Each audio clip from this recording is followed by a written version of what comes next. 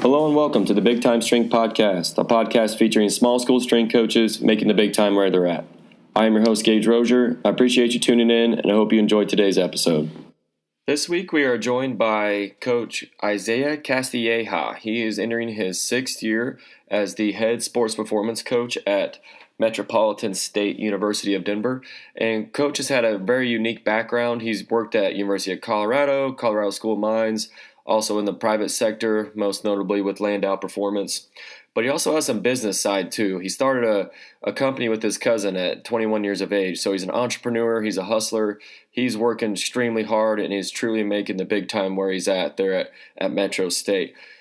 We get a lot into the administration side in this episode, and I think he does a great job explaining kind of the importance of fundraising and kind of how he approaches it and how he develops his staff and just a lot of great things here from Coach.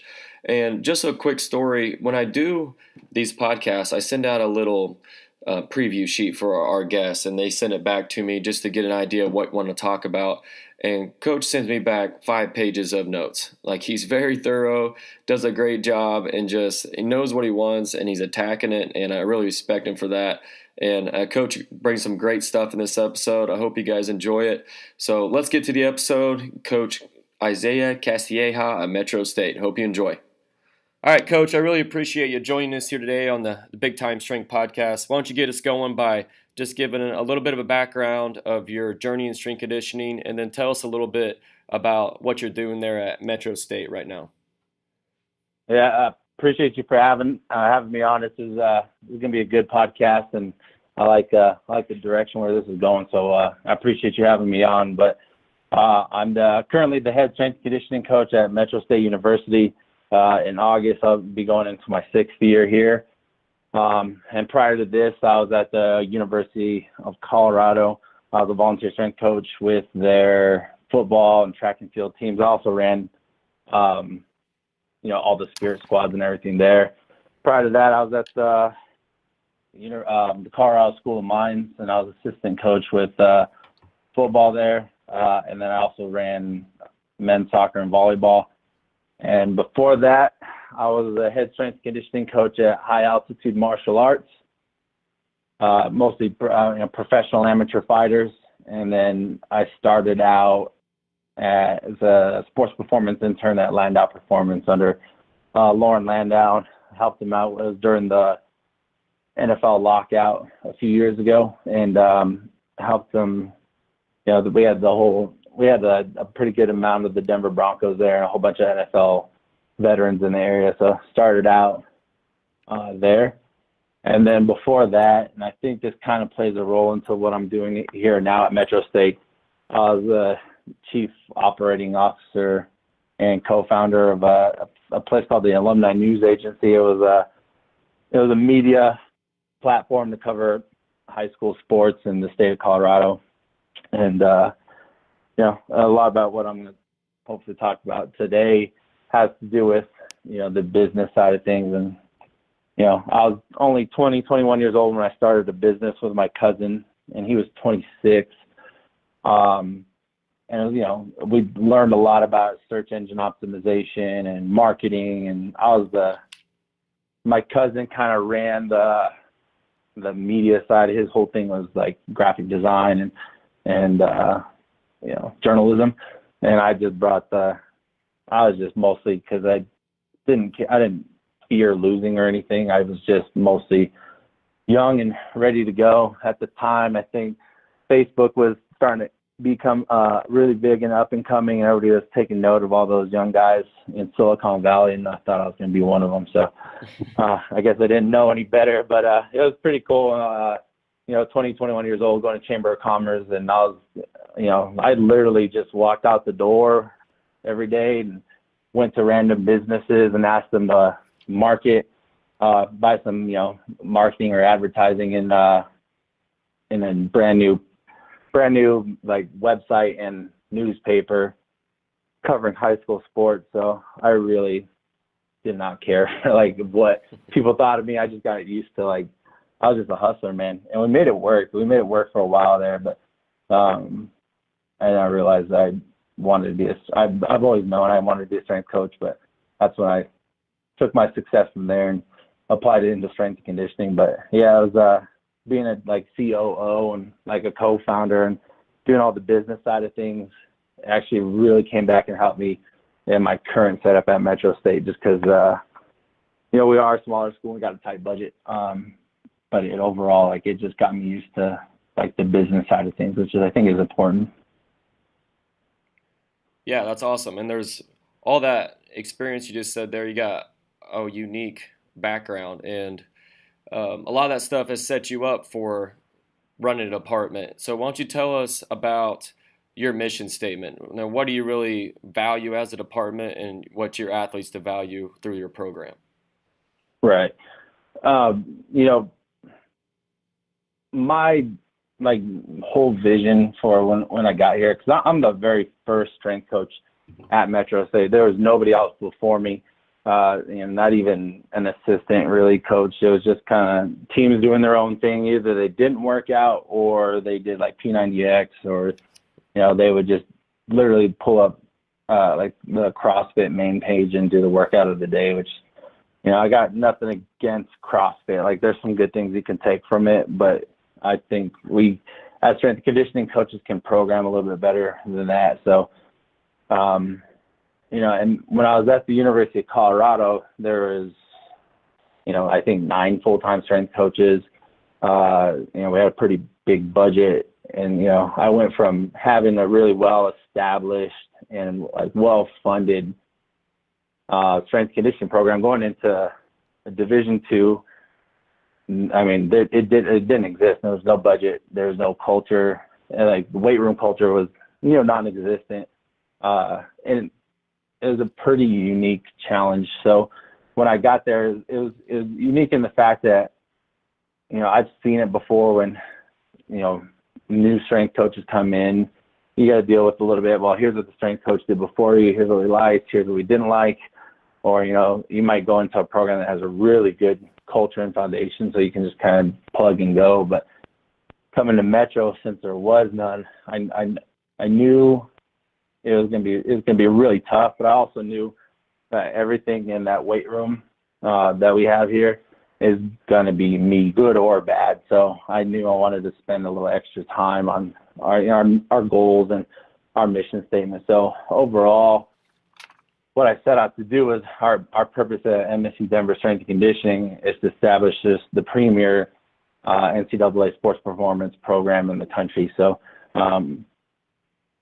regardless of what, you know, if we're D2 or if you're D1 or D3 or any IA, like, I wanted to be the best, like, period. So I don't care about the multi-million-dollar weight room or the blue chip athletes.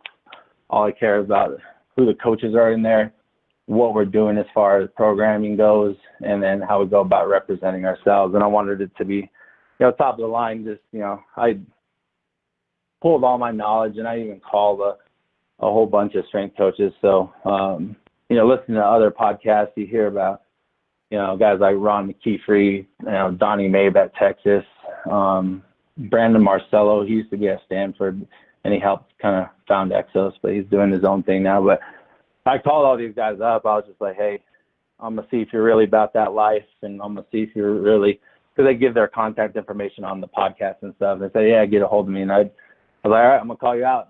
I need help over here how to set this up. And they actually got back to me, and they're like, hey, you know, make it big time where you're at, and just do everything right and create it the way you want it, because it's pretty rare nowadays, even especially at D2, that there's some strength coaches getting hired on to start a program from scratch. So, yeah, so it didn't matter to me what, like I said, I don't care about the multi-million-dollar weight room. Like, we have a really nice weight room, but everything we're doing in there as far as science goes, and as far as, you know, coaching and how we build up the coaches here, I'd want to say we can put it up against anybody. Like, there's some really good programs out there, and we just try to match their level. And like I said, I don't care numbers or what division we're in. Like, I expect us all to be putting it at the highest level. Yeah, absolutely. And that's exactly what we're talking about in this podcast, right, is making the big time where you're at. And that's exactly what you setting out to do. I love that it's not just be the best in D2 or in your conference. It's I want to be the best regardless of level, man. And that's Right. awesome. And you can tell, like you said in your intro, you're just hustling in your business, and sounds like you're still doing it now. So let's Yeah. talk. Yeah, absolutely, man. Let's talk about some of the ways that you've maximized your resources there at Metro. Yeah, definitely. So, man, and this is where the previous business experience came in. So we didn't have anything. We do now. Like we have, a budget, and we're working into, partnering up and getting things rolling. But, we had nothing, and along with all the just building the culture and everything, I had to be really creative with our resources. So when I got here, we had a really small weight room that we shared with our exercise science department, and it hadn't been upgraded since the 70s. So I started out in there, and we made it work, and it was just killing me, man, because since it was part exercise science, there was a lot of machines in there, and so we got a 30-guy baseball team going through 2 racks. At the time, we had 2 racks. We had 5 bench press racks, but we'd only had 2 squat racks. So we're getting creative, and just the baseball alone lasted us 2 hours just because we had to go in like groups, and then you throw in every other team that we had. And the fact that we couldn't work out in there between 8 a.m. and 3 p.m. just because they had to teach classes in there. So it was a grind, man. But luckily enough, we opened up a new athletics complex, and they already had the size of the room made up. But as far as the inside of the room, I was able to get what I wanted. So we do have a nice setup now as far as equipment goes. We got the Sornex racks and the play flooring, but outside of that, I was like, cool, you got those stuff, but you still don't have much right now. Like, we need to get bands, and I need to explain med ball. So that's where I got really good at, maximizing the resource. And it just came down to educating myself and administration and all of our sponsors, letting them know, like, hey, this is what a strength conditioning program is, and letting them know, like, this is a ballpark estimate of what we need for maintenance costs. There's a ballpark estimate of what we need in the future for big ticket items. I was like, barbells don't last forever. Med balls don't last forever, even if they're well maintained. So I was like, letting them know, like, bit by bit, what we needed to survive. And it's been working itself out now, but I got really good at, manufacturing costs, who's distributors, warranties, maintenance. I know full well the entire anatomy of a barbell and how you go about oiling and taking all the dust off to make sure everything lasts as long, because we do got some pretty nice barbells in there, and I want to make sure they last the whole time. But even little stuff like the hierarchy and business structure of nonprofit, since we are a state school, we are considered a nonprofit, but how we go about fundraising within the nonprofit side of things versus the profit side of things, which I was in before, reaching out to local businesses, knowing the schools around me, because we are right in the heart of downtown Denver. So, we're a Division II in the heart of downtown Denver, but we have the University of Denver right down the street from us, and they're Division I, and they're winning the hockey and lacrosse championships. And then 20 minutes down the road, we have University of Colorado, and they're a D1 BTS school. And then we also in a unique position where we're actually competing against right across the highway from us, like I'd say about 15-minute walk from us is Sports Authority Field, where the Denver Broncos are at, and literally right across the street is the Denver Nuggets from us and the Colorado Avalanche. So it's a unique situation where we got we're kind of competing against some pretty big structure, but also those big organizations tend to help us out. So the Denver Nuggets, their head strength coach, his name is Felipe Eichenberg.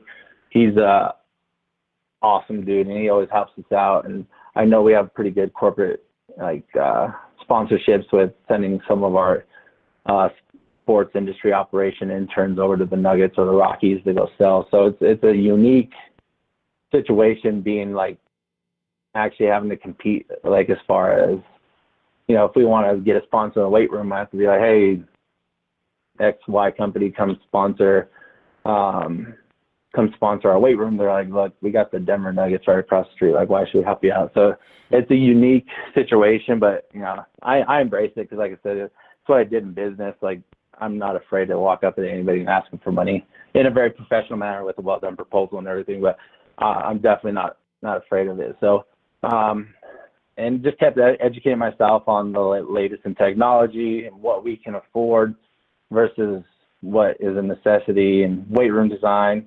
You know, it's pretty cool to see all these new weight rooms going up with everybody, but you know, our room is not huge, so I had to get really good on how to maximize like this weight room that we have and the design of it, because I was gonna go down with that ship because we got a new weight room, got everything in there, and if it was pretty poorly designed, that's on me.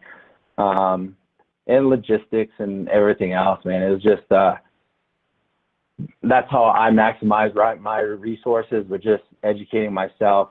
Because my biggest thing is like, look, I'm not the one to whine and be like, look, we don't have any money, give me more money. Like, you know, go help. I instilled in me from just a young age, but also with the previous business that we had, just if you need more money, go ask or go make the money yourself. So I definitely wasn't sitting there complaining about it.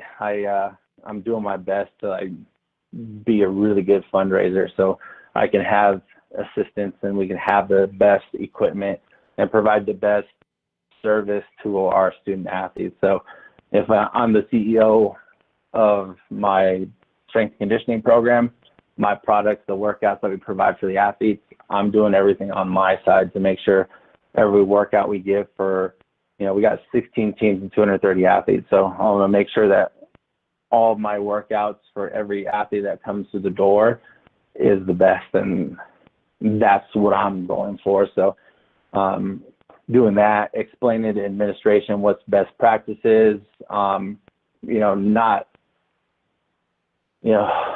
I reached out to Don Albuchet. He's at the Citadel. And I reached out to him for the simple thing is, you know, they're you know, 1AA, but they're still, you know, a smaller 1AA, and they are military academy, and they're still competing at a high level, and their strength and conditioning is just, you know, ridiculously well managed and everything's going. So I reached out to him like, yo, like, you know, what are you doing right? Because I was like, you're running your program really well, and the type of coach that's coming out of there, and you know, got a strong social media presence, and you know, what are you doing? And he's like, a lot of it came from the help of the administration, and he said, you know, a lot of strength coach, want to talk to the admin and ask them for money and work with them, but a lot of them don't speak the language of administration. So that's one thing I taught myself, and you know, just, you know, admin will all they are going to hear is like, we want more equipment, we need nicer equipment, but in reality, we need to explain to them, you know, here's the equipment that costs best, like the best price point for us, or it's not the most expensive, but it's not the cheapest. It's safer for the athlete. It has a longer warranty, so we're less likely to pay money in the long run trying to replace this equipment.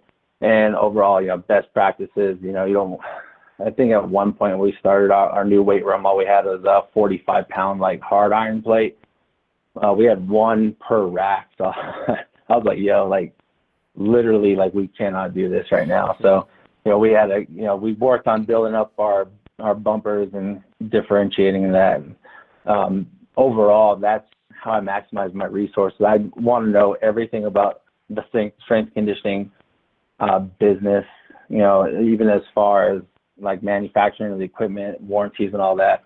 And then also how to fundraise within the nonprofit realm of the universities. And then really just trying to get those all to kind of work in concert with each other. So my life's a little bit easier in the weight room. So, you know, if the athletic director wants me to be the weight room guy and handle the weight room, I'm going to give them my best effort to make sure the workout's great and everything ran from the chalk that we have in our bin to the power racks that we have, as everything's going to be, you know, maximized. So that's the best way I can go about resources, man, because for a while there, it was just like, you have nothing, go make it happen. So I did, and luckily enough now, like we're getting help, and there was enough education on administrative side of things to make sure, they understand, and they all bought in. It's just a lot of times, when you're the first strength coach, it's just not understood what's needed. So it was a very difficult thing to do, but it's very necessary to do. Yeah, I think the educating administration side, and I think it was interesting what you said of speaking the language is very important, and that's something that I was lucky enough. We just approved the graduate assistant position for my position here at Jewel last year. Yeah, and I talked to some coaches as well. We wrote a proposal and all that, and it was about improving safety and coverage and improving the student athlete experience, not about taking work off my plate or whatever it might be, and it's about, right. I think that's very important, is speaking their language in a way that they understand and can buy into what you're doing. And there's a lot of great stuff you talked about there, Coach. Let's talk about what your staff is there and how do you manage, develop, and evaluate your staff, because it's extremely important, obviously, for everybody, right, but particularly at our level. Yeah, right now I'm full-time. It's just me. I have a part-time assistant, and he's actually started as an intern with me 3 years ago, and he's just really good at his job. So I did everything in my power to keep him around. So, now that we have kind of a budget and things to work with as far as equipment-wise, most of what we do for fundraising is so I can find a way to, pay my assistant. So we have him, and then we always have about a handful of interns I'd say anywhere between 3 to 5 interns a semester. And normally the attrition's pretty high with interns just because that's life. When I tell my interns, if you don't look yourself in the mirror in a couple of weeks and ask yourself, is this really what you want to do with your life? You'll find a way to talk yourself out of it. And it's interns. They're really, really helpful, and I are really dependent on them for a lot of like transition and make sure they happen. But I also know, you get what you pay for. A lot of these interns are volunteering and they're fresh, because I'm not getting an intern coming right off their GA from a BCS school, or I'm not, a lot of the exercise science department, these kids are going to go volunteer.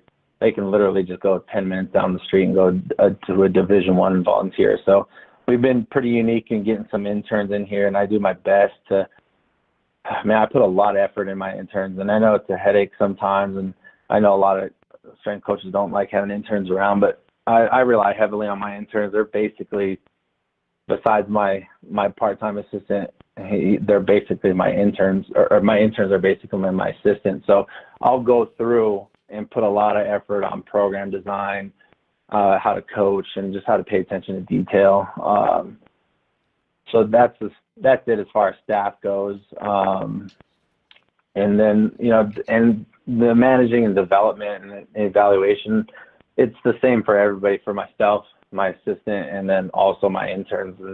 And I didn't pull a lot from other strength conditioning programs. I pulled a little bit from them, but for me, it's mostly being my business background, and then it's going back to our mission statement. I want to be the best, like hands down, and mostly, and as far as administratively, or like the staff side of things, I wanted to be the best and highest functioning staff like out there, not just strength and conditioning. So I pulled from some top level businesses and elite military units, the medical fields.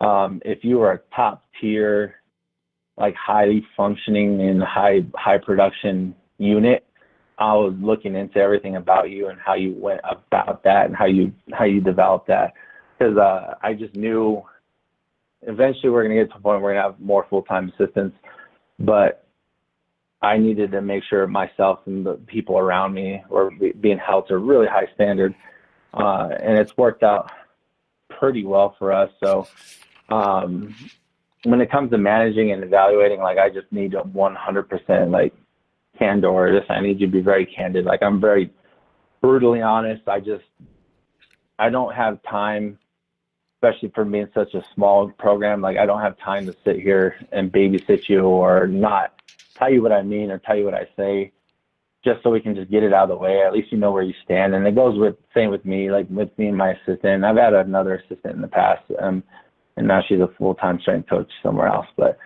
whenever you're around me or the interns that stick around, like we are 100% honest with each other. So, just so we're just get that out of the way, because I think a lot of businesses and programs, if you're holding back and reserving yourself when you're talking to each other, especially on like we see each other every day, we work long hours. So the last thing I want to do to add to that is have something that's not being said. So we're always really candid with each other. And then with my assistant, I've actually had my assistant, he's been with me for 3 years, but I've actually had 2 other assistants that, came in and we'd fundraise and we helped keep them around, but now they went on to other schools. But it's complete autonomy. So I do a pretty good job. Actually, you know what? All my assistants were my previous interns. So I had a good semester with them to see what they're made of, see what they're capable of, see what program design. So they're essentially were in a 3 to 5 months interview. And then those ones that I liked, they were able to come on, and I knew full well what they're capable of, and they were fully certified and everything. So it's autonomy. Like my biggest thing, I don't want to hear about it. So if you're the director of strength conditioning for golf, like if I give you the golf team and the tennis team, you're the sole primary source of everything strength conditioning or sports performance for those 2 teams. And you prescribe exactly what you want, do it however you want. I just want you to be very disciplined in how you go about that. I'm very well structured, but I don't care what that structure is. So I just don't want to hear about it. If I get a call from the head coaches saying that, Coach Gage is not doing his job, then that's when I'll have a conversation with you and be like, hey, why am I here about this? You should always maintain that communication with the head coach, always maintain communication with your team. That way they're fully bought into you. So, we're really candid. And outside of that, like I don't put many restraints on them. I want them to be the best, golf coach or the best softball strength conditioning coach there is out there. Like leave no stone unturned in what you do to make sure you're ready for them. And then, we have really high standards, and this goes back to being the, premier strength staff. Like when I look at, University of Texas, the Olympic side of things, the head strength coach there, his name is Donnie Mabe. That whole unit, and again, they have I think they have 6 or 7 full-time strength coaches, but they operate at a really, really high level. And none of that costs money, man. Like granted, it costs money to keep the assistants there, but the discipline they have, that culture they have is free, and they just built it. So, and it's the same thing with us. I have a pretty good manual, and we have a lot of procedures and stuff here, but I live up to those standards as much as I can every day, and I expect my assistants to tell me when I ever slip up. But I expect the assistants, the interns, the field experienced kids, everybody in there is going to walk through that door, and we're going to have the same mentality. We're going to bring the same effort from a one athlete making up their workout to our men's basketball team, and they're getting after it. So, I want to make sure everybody in there that comes in, goes on to somewhere else. We've had success for even interns going on to become GAs or assistants at other, even some big time places. So I take pride in the fact that the discipline that we all have and that kind of work environment we have is the same thing you're going to find in just about anywhere else. So, and I make sure, interns and assistants, they're going to all my meetings with the head coaches. They're going to all of our staff meetings. Because, strength conditioning, especially at the smaller levels, it's not just coaching. We have to go to meetings, we have to talk to the administration. We got to handle so much more than just the strength, the coaching side of things. So I want to make sure they're good on all of that. So, making sure that they're able to handle all that, and then holding everybody, including myself, to that fire is how the culture, and I think that how we manage ourselves. And if we don't live up to those standards, we handle it quickly, because last thing I want to do is at the end of the year, like reviews that I have with my assistant, or at the end of the semester when we're done with the interns, I don't want a big old, session of just airing out our grievances of what happened. Because probably if we would have handled that at the beginning or when it happened, we could move on and get better versus kind of just, being petty with it. So, yeah, man, that's essentially my staff. We high standards, and we hold each other accountable every single day. Well, that communication's huge. You got to know if your staff's got an issue or doesn't understand what you're trying to accomplish, so they can uphold your standard. And then the autonomy you're giving your staff is, I found, to be a tricky thing, because you obviously want your staff to grow, but if you don't have, like, you have established that foundation with them and they've come through as an intern, and so you know what they're at.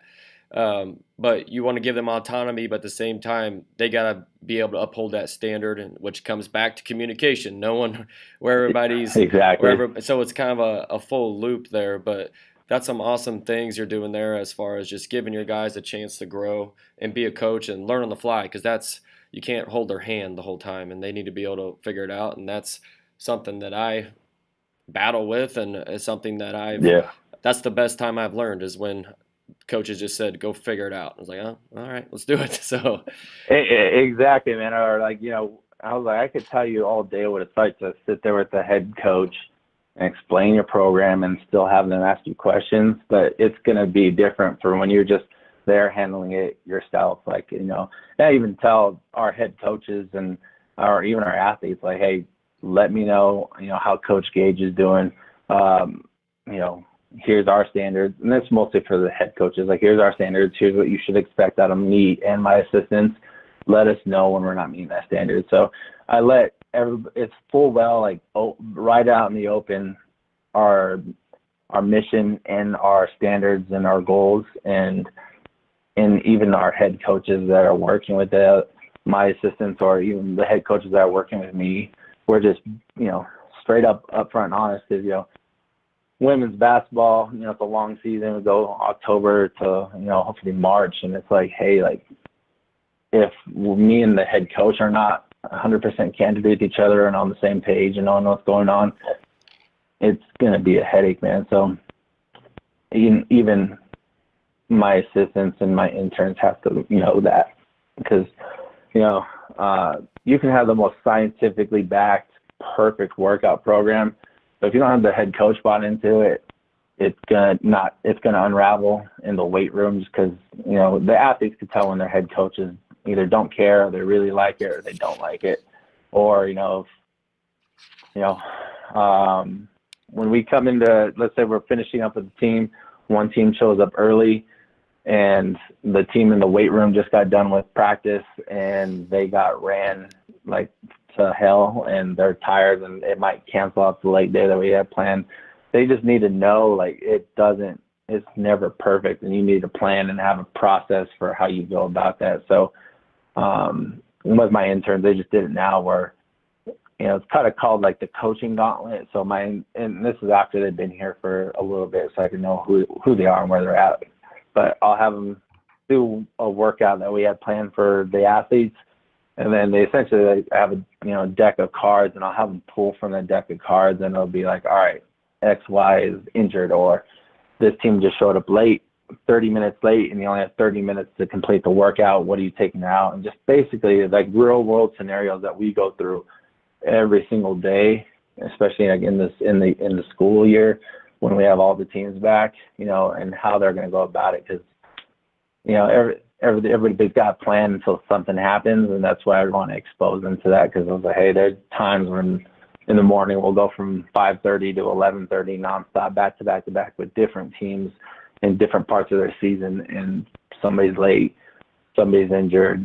Just overall, just having a good pulse on where the team is, and making sure when you're neck deep in it, you have a plan and a process for it. Yeah, I'm going to steal that idea. That's great. Great thing to put your staff through is getting them through those scenarios and make sure they can handle it. So, all right, man, let's give some resources. What are some tools that you're using to optimize your productivity and training or time or whatever it might be? So that's a good question. So as far as like optimizing our training, our program is designed to like run on, basically nothing, even though we have really nice, some resources for us and have some nice things. Like I always make sure, there's a plan for everything. And like, I just set it on the exercise, but even my assistants and myself, like, we dirt dive our plan. We like before a workout, like 5 to 10 minutes before a workout, I'm normally like in the room with everybody around me, like all my staff and everything, but I just tend to like just be really quiet and think about, all right, our men's soccer teams are in the middle of the season. They just had a long weekend where they're coming off of their practice, and I just got the injury report, and here's the expect, they just ran a lot in practice because they made a mistake. So I'm going through all the processes. I was like, all right, here's what it's going to look like if it looks good.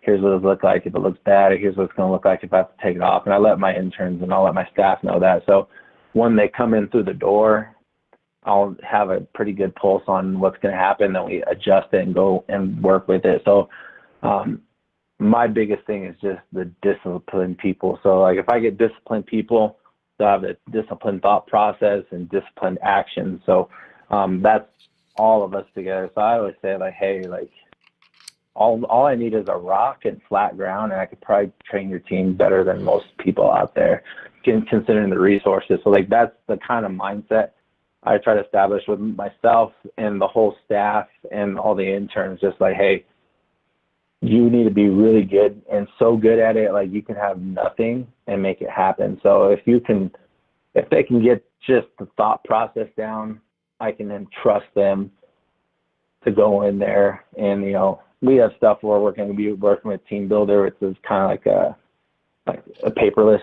like cloud-based training system. Because we got we print all of our workouts.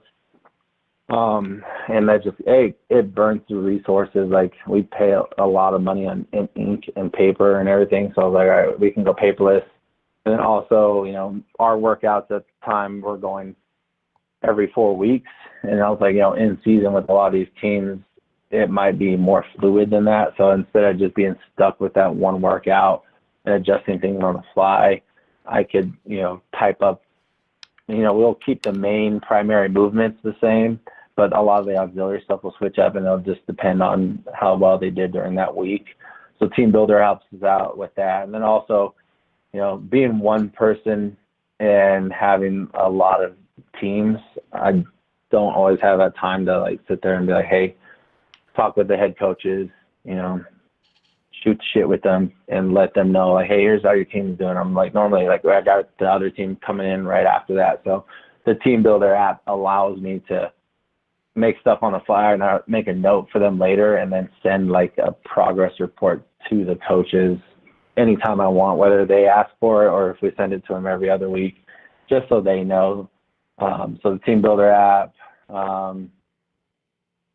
Apple Music, we pay to subscribe just so we can have the latest and greatest, because I'm a big fan of music, like, and I don't care what it is. Like we have a lot of European athletes in here and they love EDM, so they got like a lot of like Flume, and they got a lot of Cascade and a whole bunch of like DJs. We got teams that prefer hip hop, some teams prefer country. I don't care what you prefer, just as long as it's going to get you to work out. So Apple Music, we have Dartfish, or when some athletes need to see it. We don't do it with everybody, but when they need to see what they're doing, we go Dartfish. But outside of that, it's really just really basic movements, and we just coach the hell out of them, man. And that's probably the best productivity that we do. And I personally have like we use a app called Slack, like SLACK, and that's kind of how we communicate with each other, because we're in the bunker, and we call it the bunker, but it's our weight room's in the basement, and we're surrounded by cement and steel. So we have zero service in there. And then, some of us have Apple products, so we're able to communicate with iMessage, but some of us don't. So it kind of the phone calls won't work, and we may or may not be able to get your text message. So Slack is where we communicate. So with our interns, I put their assignments on there, or if they have any questions, they put it on Slack. And with me and my assistants, it's kind of ways we can find out how we're doing on projects or anything. Kind of just it's not cluttering it's not relying on our text messages or emails, and it kind of creates like a cloud-based system that can be accessed to anybody with the Wi-Fi. Like you're saying, besides that, it's just like calendars and like how to, PDFs and stuff, and make sure we're all up to date on that. But I personally trained myself to handle Adobe InDesign, Adobe Photoshop, the entire creative suite, and anything else that's going to help me make flyers. I do all of our social media posts and understanding, search engine optimization, not just hashtags just to be funny, but hashtags that are linked to other hashtags that can help, get us followers, because we got some corporate sponsors that actually our big push is our social media. I think we have probably close to 5,000 or 6,000 followers across our social media. So, it's a big push to be like, look, if we got to get all 6,000 of our followers to see what we're doing. So I got really good at all that stuff, but the InDesign and the Photoshop helps me create flyers for interns, and even flyers to buy our shirts and buy all of our gear that we have for our fundraising.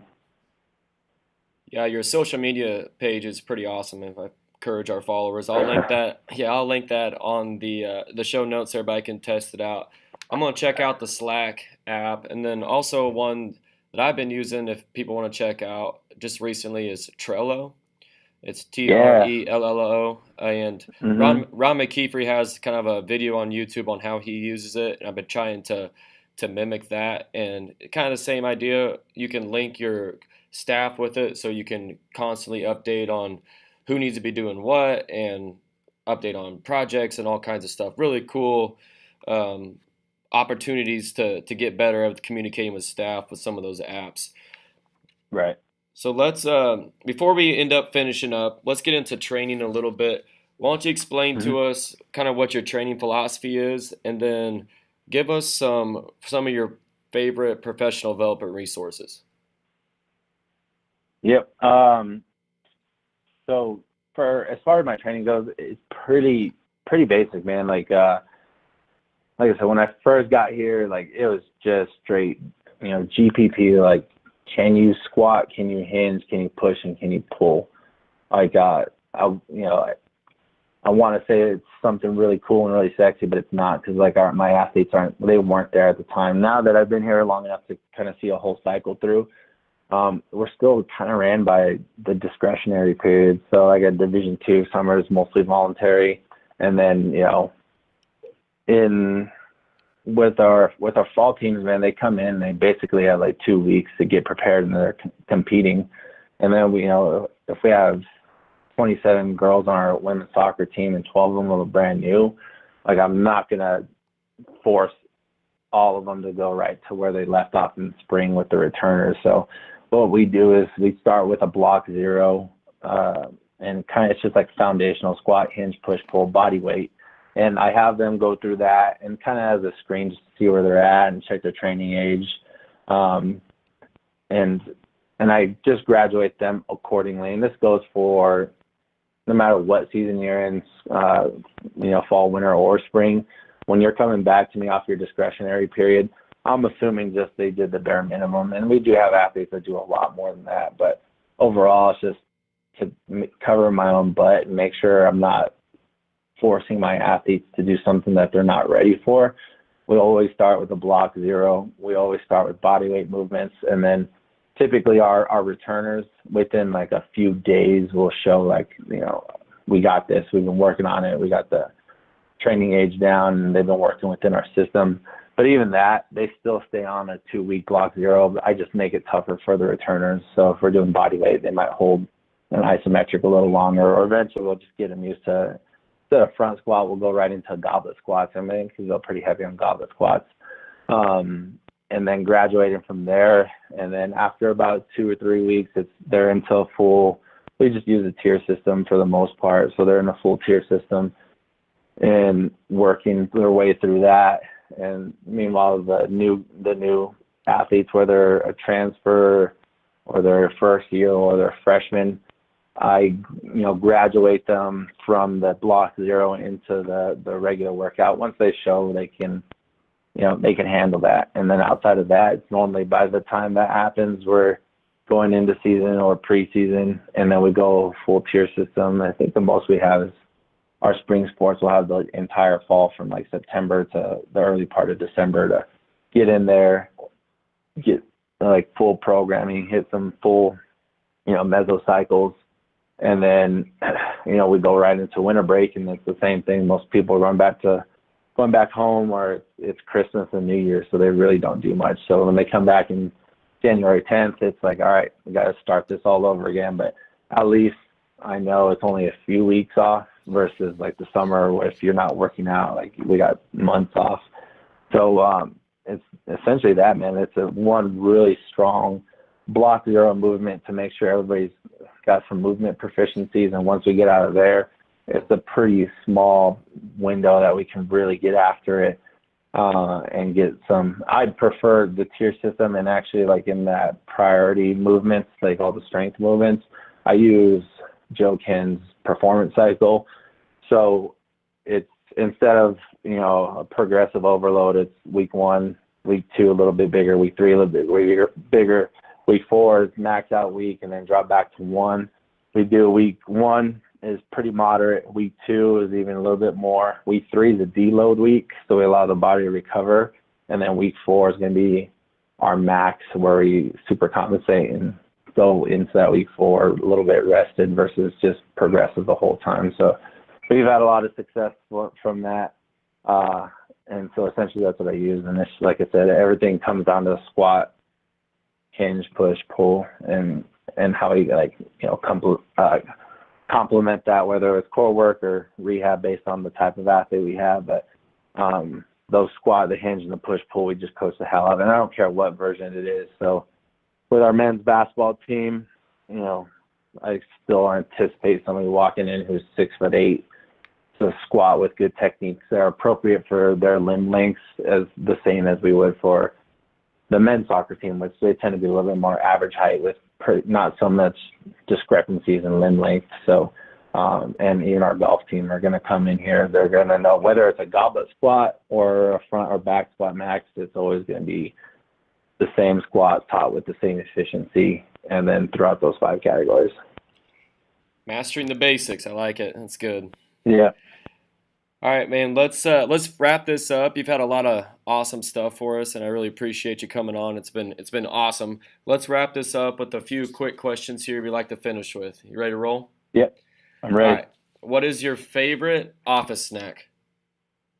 So my favorite office snacks, there's some cheese and like nut packets that you can get from Sargento. So those are pretty good because they keep me full. RX bars are pretty good, and they just keep me going. And they don't require any kind of maintenance. Like, I wish I could say more fresh fruit and vegetables, but those go bad pretty quickly. Yeah. And like my one guilty pleasure is the Snyder's of Hanover cheese, cheddar cheese pretzel bites. They're good. Yeah, those are money. Those are good. Yep. All right. Yep. Favorite caffeine source? So it used to be Starbucks, and mostly just because we work. You know how it is. We need caffeine. Oh, yeah. But I was actually gifted an espresso machine for Christmas, and I had no idea how to make espresso, and I didn't like the taste of coffee at the time, but I got really good at it, and so now it's my own homemade Americano, which is just, I go 4 shots of espresso and some water and some stevia just to make sure I don't die from the bitterness, but that, and it's been great. That sounds good. All right, favorite workout playlist? Right now, my assistant, he showed me a band called Ghost, and like I love their music. So it's been Ghost radio on Apple Music, and they kind of bring out some music that's like that, Ghost or Avenged Sevenfold. Nice. And don't get me wrong, I like some I like some Fetty Wap and some Drake in there too, but mostly right now it's just Ghost and Avenged Sevenfold. Nice, good. All right, 15 minutes to train. What are you doing? Mostly rehab, man. I'm old, so like if I had only 15 minutes, I'm gonna rehab my back. I got a couple bulge discs in there, just to make sure I feel good, and then a gun show because hey, like I'm married, so I want to make sure my wife has something good to hold on to when we're walking through the grocery store, and I want to make sure I can pick up my kids and throw them around. So gun show and back rehab, if I'm being perfectly honest. Hey, that's good. The best ability is availability, right? You got to make sure your rehab's right on point so you can function. Yeah, exactly. All right, last one. Small school strength coach who's killing it and deserves a shout out. Absolutely. So Joe Quinlan at Northwest Missouri. You know him pretty well, don't you? Oh yeah. Yeah, definitely. So Joe Quinlan, man, he's really helpful, really approachable. And I mean, just a couple of years ago, the dude had a football championship and a men's basketball championship in the same year. So, and he also, when I was at the Colorado School of Mines, the head strength coach there, played football at Northwest Missouri, and he GA'd in strength and conditioning.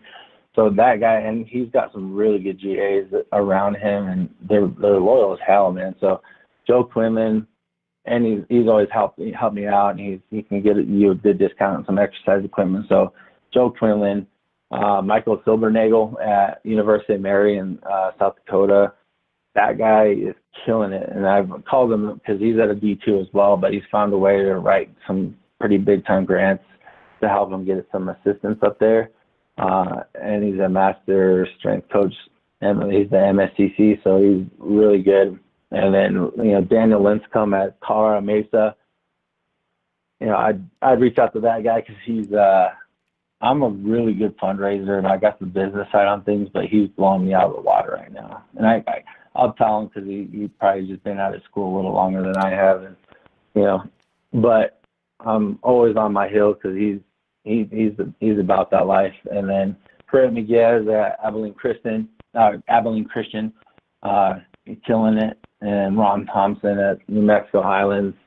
Ron has been around everywhere, some of the highest, like at Purdue and some big time schools, but he's at New Mexico Highlands right now, building up their program. And just because I'm partial, but any strength coach in the RMAC, where we compete in the Rocky Mountain Athletic Conference, with the new legislation to bring on strength and conditioning coaches at the Division II level, we've been lucky enough to get some really big strength coaches that come in and, live our life, man. So yeah, those handful of people are there, and I'm sure there's more, but smaller schools that are doing it big way, those are the top ones. Awesome. I'm gonna check those guys out. That's great. I've got all your contact info. If people want to get a hold of you, which one do you prefer? Any particular one you rather than reach out to you with? Yeah, email, and you can just check the show notes.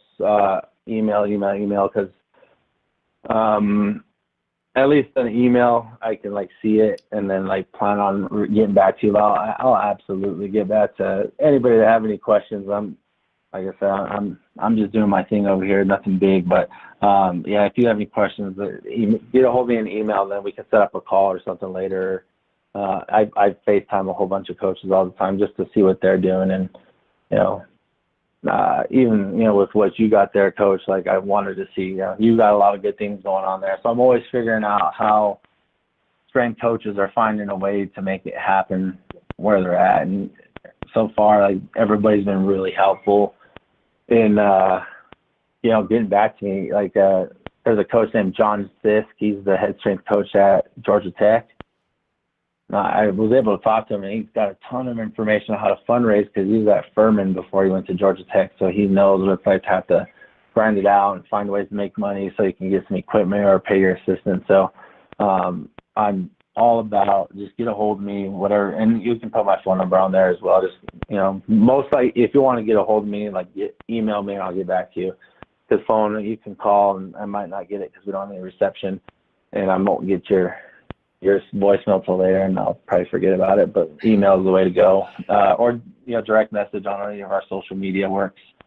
Yeah. Awesome. Well, thanks, Coach. Again, it was awesome. You had a lot of great stuff for us, and keep doing your thing out there. Again, you're striving to be the best, and you're making headway. I can tell. It's pretty impressive what you got going on there. So thanks again, Coach. Have a good one. Have a good rest of your summer. Yeah, appreciate it. Shout out to my wife and kids because, shoot, I can't do it without them. So appreciate everything. Awesome. Thanks, Coach. Yeah.